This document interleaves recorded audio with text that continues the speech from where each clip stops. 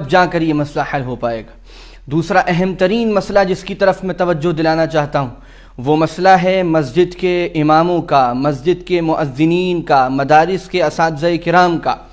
Lock down سے پہلے بھی یہ بات میں نے مختلف موقعوں پر عرض کی، اور لاک ڈاؤن کے زمانے میں اور اس کے بعد جو تازہ ترین صورتحال ہے اس کو دیکھ کر میں عاجزانہ اور مؤدبانہ یہ درخواست لوگوں سے کرتا ہوں کہ اللہ کے لیے ان ائمہ کرام، ان مؤذنین کرام اور ان اساتذہ کرام کی اہمیت کو سمجھیے۔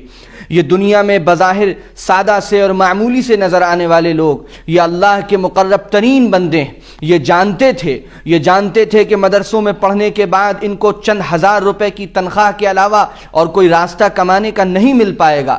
اس کے باوجود انہوں نے اپنے کو مدرسے میں لگایا، قرآن پڑھا، حدیث پڑھی، اور آج بہت معمولی تنخواہوں پر یہ ہمارے ایمان کو بچانے کا کام کر رہے ہیں، ہمارے دین کی نشر و اشاعت کا کام کر رہے ہیں، ہمارے نونہالوں کو قرآن پڑھاتے ہیں، دین پڑھاتے ہیں، شریعت پڑھاتے ہیں، اور اس کے بدلے میں ان کو کیا ملتا ہے؟ اس کے بدلے میں ان کو چند ہزار روپے تنخواہیں ملتی ہیں۔ اتنی تنخواہ جس میں کسی امیر اور کسی اچھے گھرانے میں صرف دودھ آتا ہے، اور جتنا ان کا مہینے کا چاکلیٹ کا خرچہ ہے، باہر گھومنے کا خرچہ ہے، اتنی تنخواہیں ان اماموں کو، مؤذنین کو دی جاتی ہیں۔ مجھے شرم آتی ہے ان تنخواہوں کا ذکر کرتے ہوئے جو عام طور سے ہمارے مسجد کے مؤذنین کو، ائمہ کرام کو اور اساتذہ کرام کو، مدرسے کے اساتذہ کرام کو دی جاتی ہیں۔ میں خاص طور سے اپیل کرتا ہوں، ان کو پہچانیے، ان کے مقام کو پہچانیے، ان کی عظمت کو پہچانیے، ان کی قدر کیجیے۔ ان کو ایسا مشاہرہ اور ایسی تنخواہ مسجد کی ہر مسجد کی کمیٹی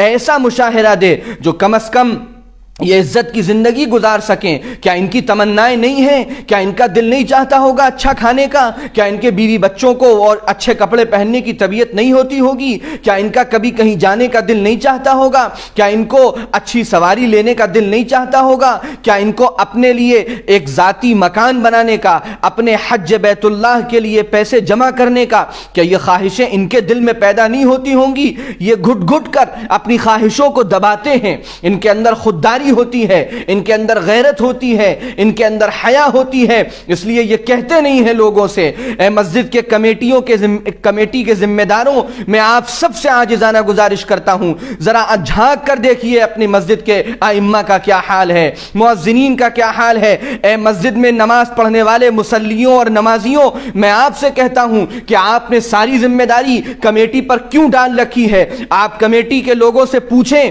کتنی تنخواہ دیتے ہیں آپ امام کو اور کتنی تنخواہ دیتے ہیں آپ مؤذن کو۔ ہمارا اس میں تعاون شامل کیجئے، امام صاحب کی تنخواہ اور بڑھائیے، مؤذن صاحب کی تنخواہ اور بڑھائیے، اور ایک معیاری تنخواہ ان کو دینے کا نظام بنائیے۔ اور اس تنخواہ کے علاوہ ہر مصلی کی ذمہ داری ہے کہ وہ اپنے مسجد کے امام کا خیال کرے، مسجد کے مؤذن کا خیال کرے، اور پابندی کے ساتھ اپنی سعادت سمجھ کر، اخلاص کے ساتھ، کوئی احسان کرتے ہوئے نہیں، اخلاص کے ساتھ، سعادت مندی کے ساتھ ہر مہینے اہتمام سے اپنے مسجد کے امام کو اور مؤذن کو کچھ ہدیہ دیا کیجئے۔ کبھی نقد اس طرح دیجئے کہ آپ محتاج ہیں دینے کے، اس طرح چھپ کر اور اخلاص کے ساتھ دیجئے۔ ان کی ضرورتوں کا سامان ان کو مہیا کرائیے۔ یہ ہر نماز پڑھنے والے کی ذمہ داری ہے۔ آپ کے یہاں ٹی وی کا بل اور انٹرنیٹ کا بل اور موبائلوں کا بل جتنا جاتا ہے اس سے کم تنخواہیں آپ کے مسجد کے امام کی ہیں، آپ کے مسجد کے مؤذن کی ہیں۔ کیسے اللہ کو جواب دیں گے؟ کیسے نبی کریم صلی اللہ علیہ وسلم کا سامنا کر پائیں گے کہ جنہوں نے تمہارے دین کی فکر کی، جنہوں نے تمہیں 5 وقت نماز پڑھائی، ان کے ساتھ تمہاری کنجوسی کا یہ عالم تھا؟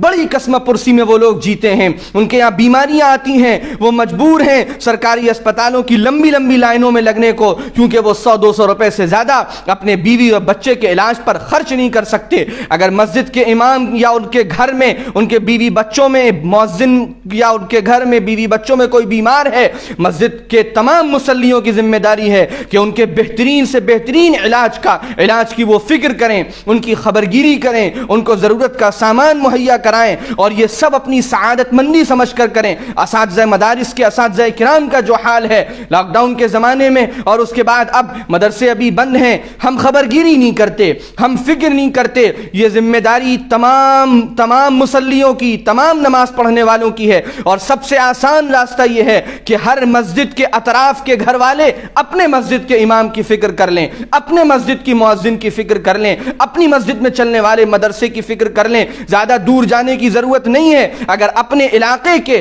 تمام مسلمان گھر والوں نے اپنے مسجد کے امام کی، اپنے مسجد کی مؤذن کی، اپنے مسجد میں چلنے والے مکتب اور مدرسے کے اساتذہ کی فکر کر لی، اور ان کو معیاری تنخواہ دینے کا فیصلہ کیا، اور ان کو ہدایہ دیے، اور چھپ چھپ کر ان کی مدد کی، ان کے ضرورت کے سامان مہیا کرائے، وہ ہمارے کام میں لگے ہیں، ہمیں ان کو فارغ کرنا ہے۔ یہ تنخواہ و مشاہرہ ہرگز اللہ کے قرآن کا بدل نہیں ہو سکتا۔ قرآن اتنی عظیم الشان چیز ہے، یہ تنخواہ، یہ ہدایہ، یہ مشاہرے، یہ صرف اس وقت کا جو وہ وقت اپنا نکال رہے ہیں ہماری خدمت کے لیے، یہ ان کو اس کے لیے ہے تاکہ ان کی ضرورتیں پوری ہوں اور وہ یکسوئی کے ساتھ ہماری خدمات انجام دے سکیں۔ یاد رکھیے، اگر ہمارے مسجد کے امام صاحب یا مؤذن صاحب یا ہمارے مسجد میں چلنے والے مدرسے اور مکتب کے استاذ اگر قسم پرسی میں جیتے رہے، گھٹ گھٹ کر جیتے رہے، اپنی ہر خواہش اور ضرورت کو وہ مارتے رہے، اور ہم عیش و تفریح میں لگے رہے، تو اللہ کے ہاں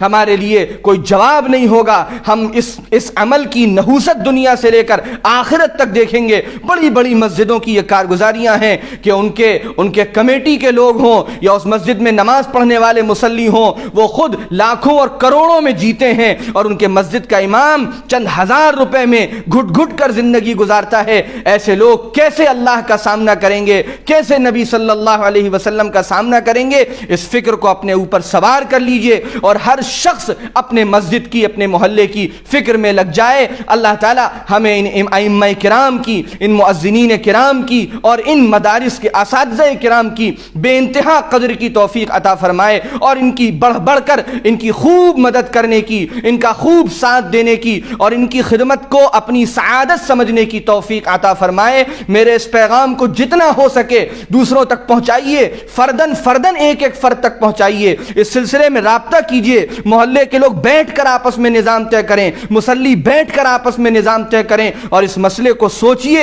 اپنے دل پر ہاتھ رکھ کر، ذہن کو لگا کر کہ اگر ان کی جگہ میں ہوں تو پھر میں کیا سوچوں گا۔ اللہ عمل کی توفیق عطا فرمائے۔ والسلام علیکم ورحمۃ اللہ وبرکاتہ۔